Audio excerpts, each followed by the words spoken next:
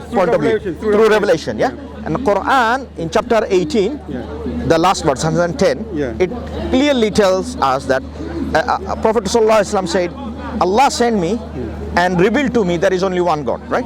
So the idea of when I say Prophet Muhammad brings this information, so I cannot just say, oh, I'm going to believe what he has said and I'm not going to believe the source. He is the source of the information. So in Islam, it's much more comprehensive. So what we believe the information along with the source. And that is why I disagree with their kind of understanding. Okay, you can believe the information, but you don't have to trust the source or confess the source. This is where the differ. No, you don't have to say the name of the Prophet to be a true believer. You don't have to say, you only have to believe in the one God. You don't have to say, I believe in this. They believe in the Prophet, but they don't have to say it as a part of the confession of their faith. But I mean, look, this is their belief. But in Islamic belief, God always sent prophets and messenger to confirm. But what I was trying to say to you was this. Because you had to put the statements down. There's only one God in maybe I think you had the Injil, and one from Deuteronomy, and one from you had from it was Deuteronomy. And I was trying to say to you, the difference is that in these other religions, you don't have to say the name of the Prophet. Okay. To be a true believer. Raj, I see your point. Very good question, Raj. And I actually commend you for your beautiful question. No, you know the reason why? God is God is not going to reject any Jew. The reason why? One second. Okay, sorry. God is not going to reject a Jew as a believer because he did not. If he said La ilaha illallah and did not say La ilaha illallah Musa Rasulullah. In Islam, you have to say Muhammad Rasulullah. La ilaha illallah. I think from a now let me answer your first question first. When we outline Deuteronomy chapter 6 verse 4, right? You're saying all three, right. Here to outline the people that there is only one God. We are not saying what is your testimony or your faith. What is the conclusive faith? We are just implying the idea, right? I'm not saying that you're wrong. I was just pointing out the difference in the three faiths. You pointing out the similarity. I was saying, well, there is one difference as well. No, the reason why we bring that in because the concept of God actually get confused even in the Old Testament. Old Testament, Israel was referred as a God. Moses as referred as an Elohim. No. Moses referred as an Elohim. But Elohim is Khuda, not Allah. The same thing. No. What's the difference between Khuda and Allah? No. That one true God is different from just God, which is Khuda. So are you saying many God? Because if you say one true God, no. How does that work? God, it just means like a powerful being. Is a powerful being. But the powerful being is Yahweh. So are you saying a God and the God? Are you referring a God and the God? You can only, the true God can only be Yahweh. In Islam, the true God can only be Allah. Sorry. But there can be other gods. There might be false gods. So that's why we need to understand who the true God is. You know, if you wanted to know who the true God is, we need to eliminate the false God. Therefore, we say you cannot equate the term God, even if it is small g, with Moses or small g with Israelites. So there's a difference between the Quran and the Torah there. Now, of course, with this Old Testament, we don't believe this is intactly preserved because Allah mentioned in chapter 5, verse 12, Allah made the covenant with the Jews and they rejected because Allah said, Yahrifuna. Allah mentioned clearly that. What was the covenant? What was the covenant? That they will pray 5 times a day, they will give goodly loan. They pray 3 times a day. This is on the book of Daniel. Book of Daniel. No. In the Torah, it mentioned like Old Testament. Book of Daniel mentioned about three. No, the Torah is not the Old Testament. The Torah is not the Old Testament. Of course, Islamic understanding it is. No, the Torah is not it. When you say Torah, I mean, look. We believe. It's the Pentateuch. Okay, the first 5 books. Let me make it clear so that viewer doesn't get confused. Our belief, the Old Testament has a lot of information which is aligned with what God has been revealed. But it is not the Torah given to Moses. It was written by someone else later on because the earliest manuscript, we have the Dead Sea Scroll, which is long after. Long time after. Right. So, going back to the question of oneness of God, our faith is more compatible because we accept the source and we accept the information. So in a way, Islamic Shahada tie up. Rather than, okay, now if you say, oh, I accept Moses as a prophet, but at the same time, I don't say in my confession that Moses is the prophet. Otherwise, how do you know Moses is actually the prophet? So this is the problem in their confession. And Islam brings the holistic understanding and confirm us that, look, you have to trust the source. What was the case? What I was trying to point out was the difference. The Jews, they don't feel they're required to confess the name of the prophet. They are only required to confess the name of God. Yeah. So look, if I take it and I find this is a problematic, the reason why problematic I find, Raj, is, okay, you believe in God through Moses, but at the same time you rejected Moses on your confession. On your confession.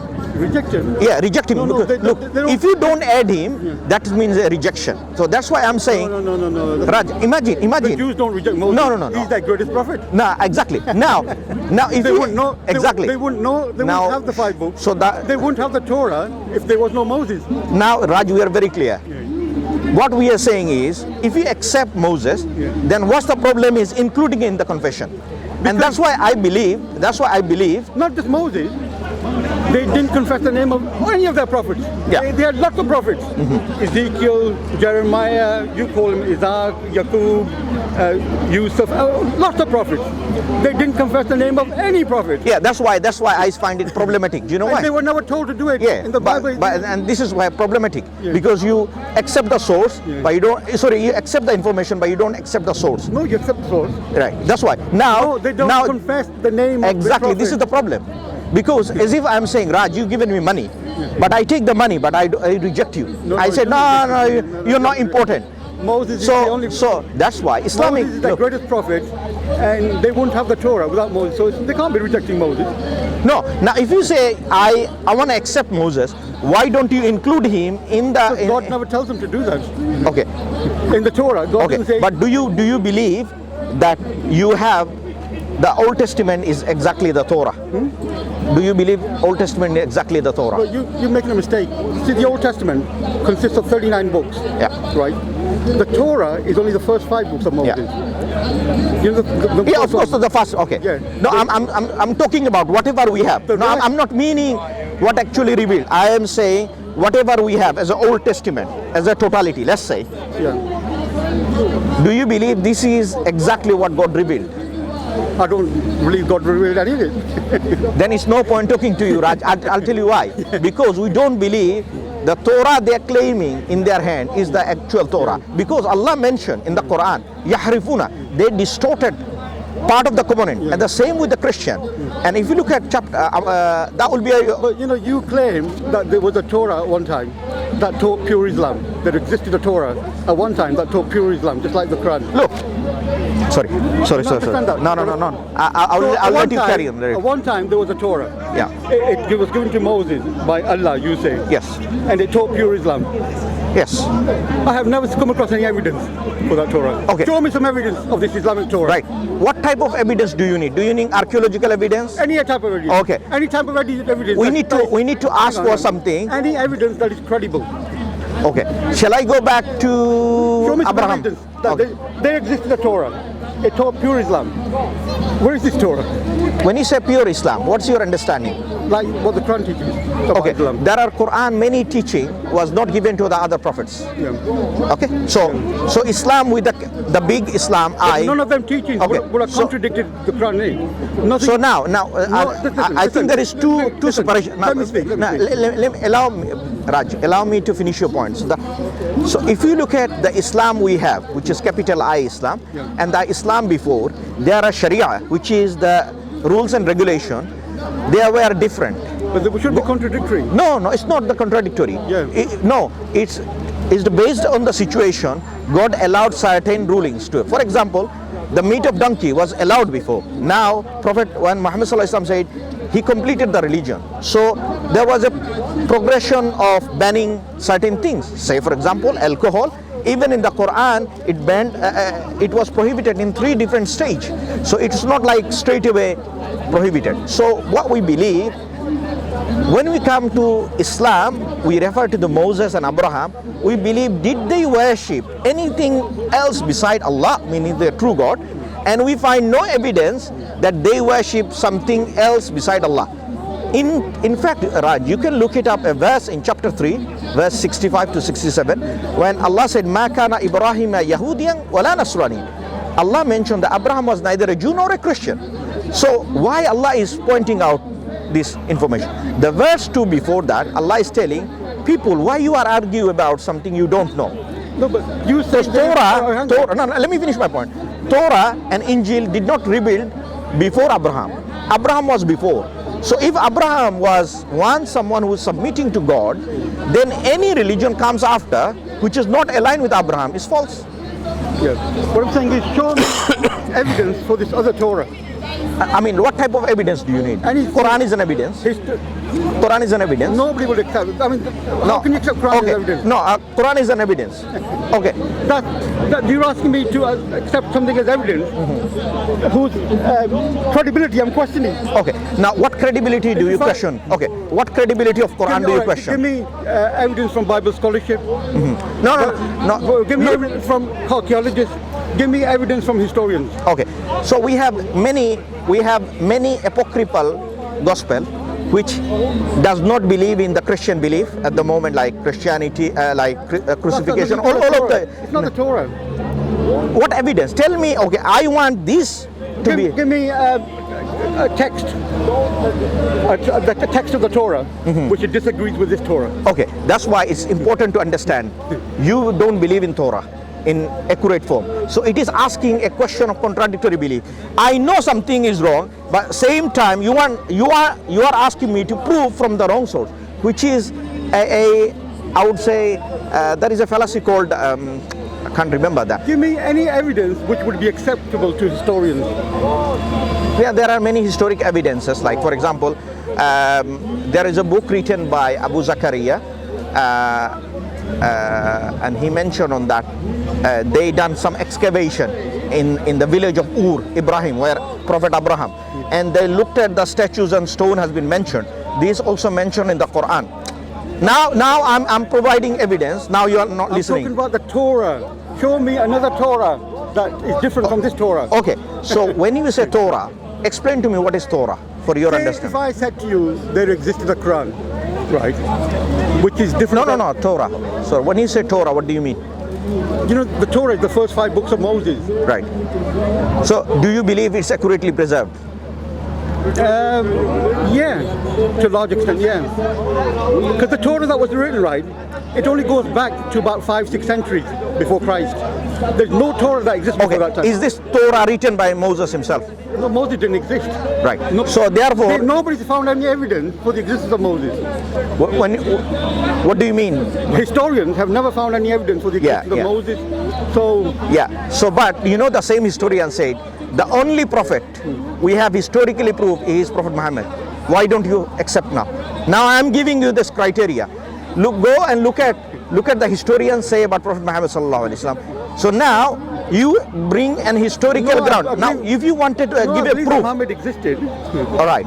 Now you don't believe Moses existed. So it's no point. Because nobody's found any evidence. So therefore I think it's like Adam. Nobody's found any evidence that Adam existed. Raj, I think it's fair to call off the discussion because you are, with respect to you got go to intelligent question. Yeah, but you are asking a question which you don't even believe in. So it's no point. No, you can. I mean, scholars study these things. Yeah. They don't have to believe these things. No, but look, when historian given evidence, that Prophet Muhammad sallallahu alaihi wasallam did exist, and we have the chain of narration goes back to all the way to the Prophet. If they prove that he existed, I will accept that evidence. That he existed. Prophet Muhammad. Yeah. Okay. Only that he existed. I don't have to believe what he taught. Yeah. Also, he's existed. Yeah. How do you know? Because there seems to be a lot of evidence. Okay, so the Quran is evidence. Quran is an evidence, and how Quran is an evidence, Raj. And also, like, I don't know whether you know, Raj. I'm going to share something with you. Maybe you're not aware of it. We have something called chain of narration. Yeah. Chain of narration is like, Raj, I learned from Quran from my teacher.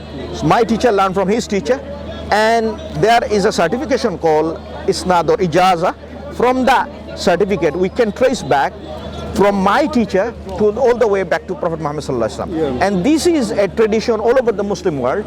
We can trace back. That shows that we not only know who is our teacher is, where they live, and most historians seem to accept that Muhammad existed. Exactly. Now, Raj, I would ask, but they don't accept that Moses existed.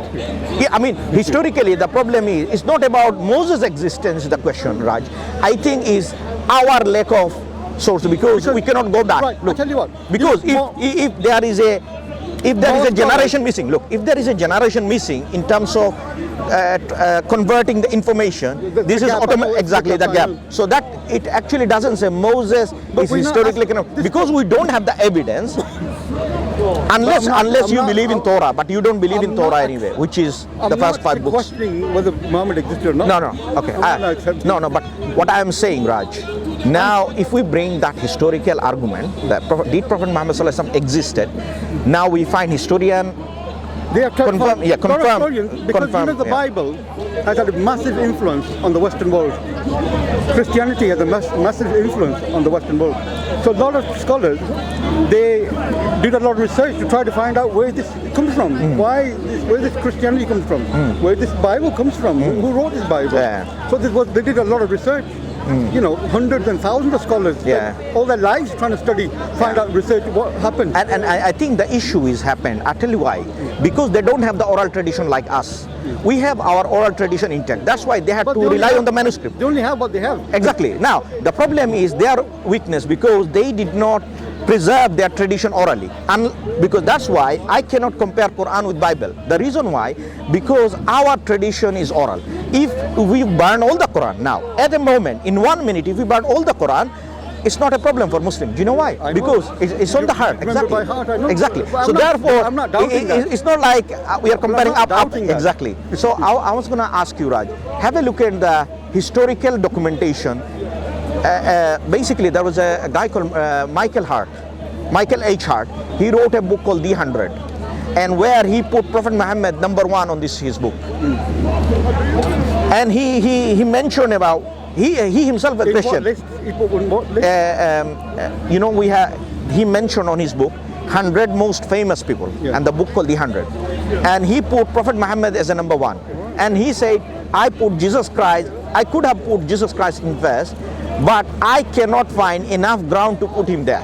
Meaning, the Prophet Muhammad sallallahu alaihi wasallam put all category, like he's a spiritual leader, he's a husband, he was someone who's orphan, he was a state leader, he was someone who formulated the treaty. So all of the things he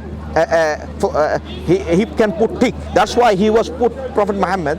And even historians like Mahatma Gandhi, George Bernard Shaw, they saying, even George Bernard Shaw saying Prophet Muhammad is the savior of the humanity. Meaning, if someone applies Islam in the land, you will have the totality of the peace. So look, historians made their comments about Prophet Muhammad sallallahu alaihi wasallam. It's not unknown to us, and we have our Islamic tradition. We have our documents about Prophet Muhammad sallallahu alaihi wasallam. So we call it Sirah, which is the life of Prophet. I don't know why you're telling me all this. No, the reason I was telling you, Raj, you ask so intelligent question. Oh, thank you. Honestly, I must. You made my day. Yeah, you give so good question, but I want you to come to Islam. Do you know why? No, I can't come to Islam. No, like this is an invitation. This is my wish, right? But in Islam, we are not allowed to force. But if you love someone, so give them the understanding of Islam. If I found any evidence that the Torah has been changed, and it used to be an Islamic book. Torah is not in discussion, Raj. You know your own point, your own admission, my brother. No, I'm trying to give you the reason how I would come into Islam.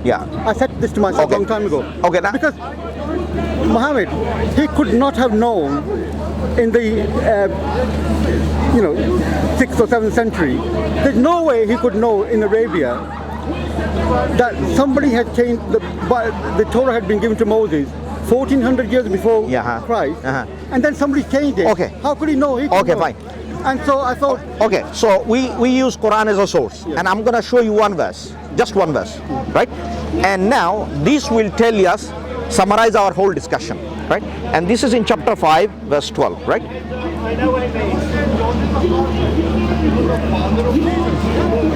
Chapter verse 5. I got email. I actually wrote a whole You know, we can go through all the questions. Don't. Yeah. I used to debate with a Muslim site. I used to debate with a Muslim site, and I actually wrote a whole essay on the Torah and whether it's been changed or not. Okay. Here, Allah said, so 12 and 13. Allah made a covenant with the children of Israel and appointed 12 leaders from among them. And then, by the way, this 12 leader is not the 12 of Isaac time. This is the time of Moses time. So don't complete the idea, right? And he said, I am truly with you. If you establish prayer, so this is the covenant between the Jews and Allah. You're not talking about the 12 tribes of Israel. No, I'm talking about in the time of Moses. Yeah. Yeah, 12 tribes of Israel. Yeah. Now, this is the covenant between Allah and the Jews. And Allah saying, if you establish prayer, pay zakat, meaning tax, and believe in my messenger, meaning the prophet, support them and lend to them a goodly loan, meaning don't give them loan and ask for interest, you know, don't exploit their weakness. So give them qard hasana, which just means return for capital. Like if I take £100, I'll return you £100, right? Same. And I will certainly forgive your sin and admit you into gardens under which rivers flow. And whoever among you to disbelieve afterwards has truly strayed from the right way. Now look at what after the covenant, what Allah is saying. But for breaking their covenant, we condemn them and harden their hearts. They distorted the words. Yahrifuna, yeah? So that distorted word. Now, Allah is the one who knows everything, right? So this word is coming from Allah. So Allah is telling the Torah that given to them, the Torah that given to them, they changed, they distorted the message. But Allah knows what is Torah, because Allah has, this is the kalam of Allah, like Torah, the Quran, right? So Allah saying yahrifuna, they already distorted it. Now if the book is already distorted, but now I'm asking the question, can I have the correct copy? It's a contradiction, because the heavens and the earth, Allah has confirmed that this has been changed, distorted. But what we did that answer your question? Historians hasn't found is they found, say, the Dead Sea Scrolls. Yeah, no, they found Dead Sea Scrolls. Yeah. In fact, this is the earliest manuscript for supporting the Old Testament. Them and the Torah that were later, they found no difference, and they have not found any Torah which is different from the Torah today.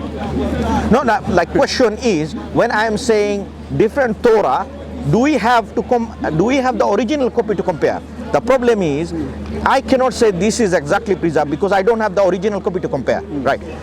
Because you don't have the oral tradition, and because you have a missing gaps between the Moses and the Dead Sea Scroll, and we don't know who the author are, right? So therefore, I cannot say with full authority, this is indeed the Torah. Now, that's something I can't say. Yeah. That Torah is original or not. Say Moses was given a Torah 1400 years before Christ, and say this is the Torah, right? That has resulted now that it got changed or whatever. I can't say now that Torah is different from the one that was given to Moses. I have no evidence. No, but then again, we know from the manuscript, you know, the Dead Sea Scroll, when it was found, and by the way, Dead Sea Scroll does not cover the whole Old Testament. It's only few chapters of Old Testament, right? Few chapters. So we have already 2,000 years or 3,000 years of gap, if I'm not mistaken, around 2,500 years. So if we have 2,500 years, look at Moses. Look it up. There is a gap of over 2,000 years. No. Okay, find out. Now, I'm making the claim. I am making the claim. Let me say one. Yeah. The Dead Sea Scrolls, right, are 2,200 years old. Yeah. But it doesn't go back to the Moses. There is a gap. No. And Moses is supposed to be about 1,400 years before Jesus. So the gap of 1,000 years. No, what I'm talking about when Moses received the Torah to the Old Testament, which is the current evidence, which is the manuscript. I am saying within the Moses existence and the Dead Sea Scroll, I am saying there is a difference already of 2,000 years. No. That's what I'm saying. Look it up. That's why I've done my homework. Look it up. Look it up, and I mean we can. Computer. Yeah. Let me take your. Just put down, when is Moses supposed to have existed? No, I mean you can drop me an email. Like I said, I've given you enough. Let's catch up. Have you got? Yeah, let's catch up on this one. But I'll write you. I'll tell you my studies in the Torah. And I actually wrote... But you need to look into the manuscript evidence. This will have all the dates on. Yeah. By the way, I mean, another way we can know that Torah is not from God is internal contradiction. There are numerous... No, there are lots of contradictions, but exactly. So, but now, no, if there is a contradiction, I cannot say this is from God. God did not reveal contradiction. Oh no, you can't say it's from absolutely. God. So therefore we can apply that test to know that this is not from God revealed. Exactly. Yeah, you can say. Yeah. But you can't say it's not original. No, do you know why? Do you know why? Raj, let me agree with you in something. There are so many things we agree with the Old Testament, like believe in one God. God communicated the message. You know, in the book of Leviticus about dietary laws, all of the laws actually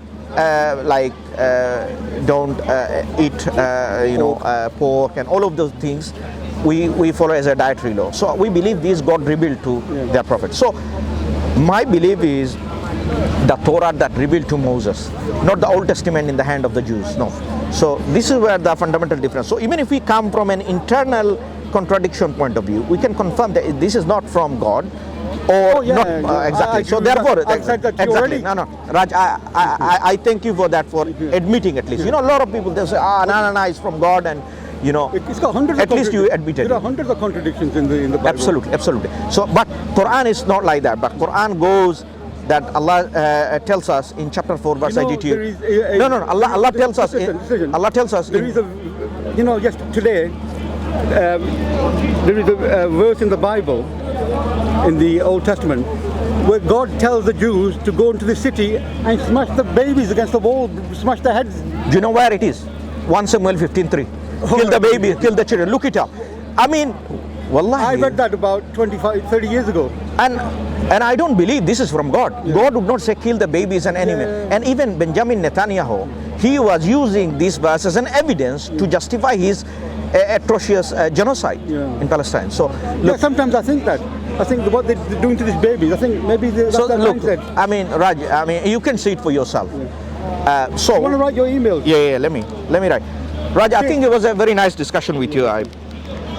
But I wrote something on the Torah and why this was to some Muslim people that I was discussing this with. I wrote it for them. You know, but they didn't answer me back. No, we have answered you all of the question here. Sorry, Raj. Can you read it or? I don't know. I can't read it even with my glasses. Okay, Raj, you know I'm here. So, I mean, we can have another discussion. There was another, one of your colleagues. I sent it to him as well. He failed to reply to it. Now, look. I can't read that. Give me this is my paper, Andy. Yeah. Okay, you say it to me. Azizul. Azizul.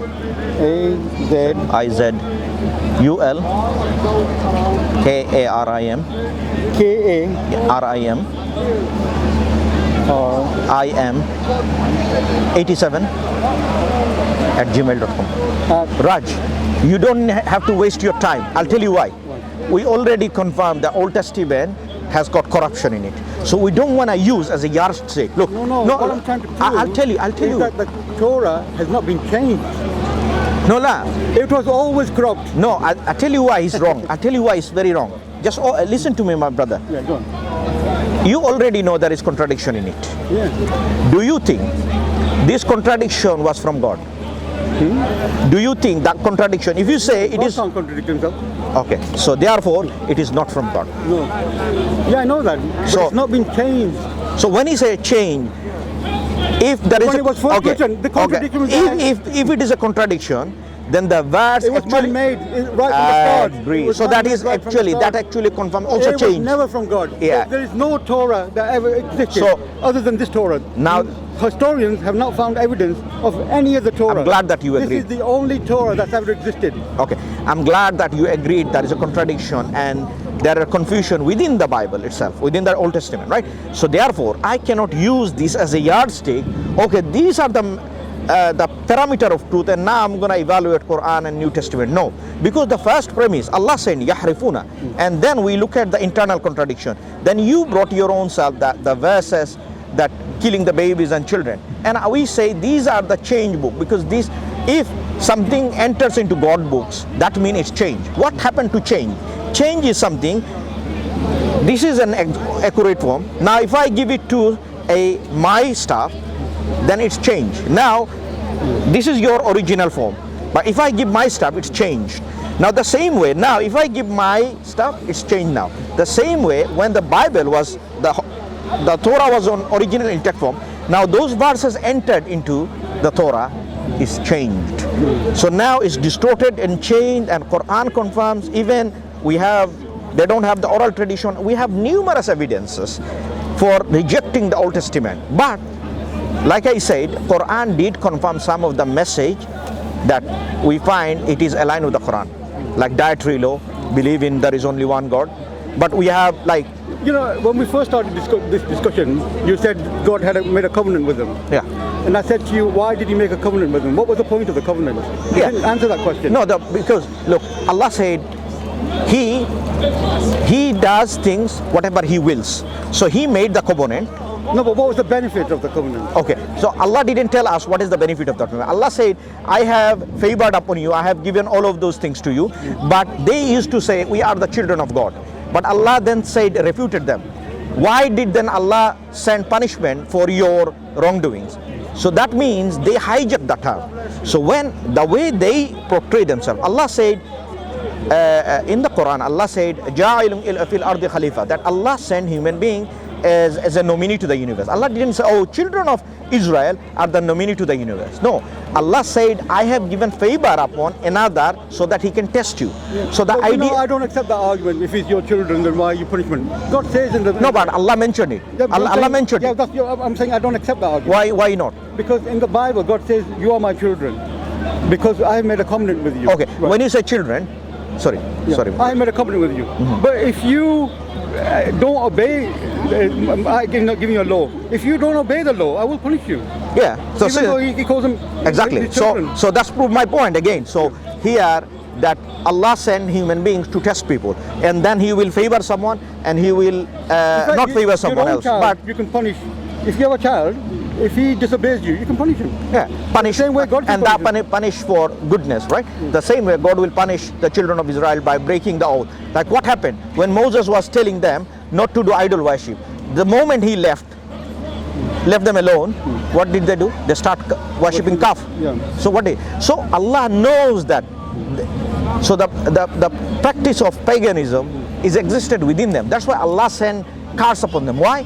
Because they change the nature of worship to Allah subhanahu. That's why Allah condemned them. Yeah. Anyway, Raj, let's cut it short. All right, yeah. I'll send you the please do so. Please reply to it. No, but Raj, I'm gonna have to find it. You know what happened? I wrote it down, but I have answered all the question, and I hopefully it was a nice discussion, not like the other one. No. And I hope it's clarified many of the things that you are holding. Yeah, but what I'm saying is it'll give you an idea when you're saying what evidence you want. Yeah. It'll give you an idea what evidence I want. Next time bring it so that we can look it up. No, I'll send it to you. Okay, send it to me, and next time we'll talk about it. I have to find it. I had it on my computer. The computer broke down.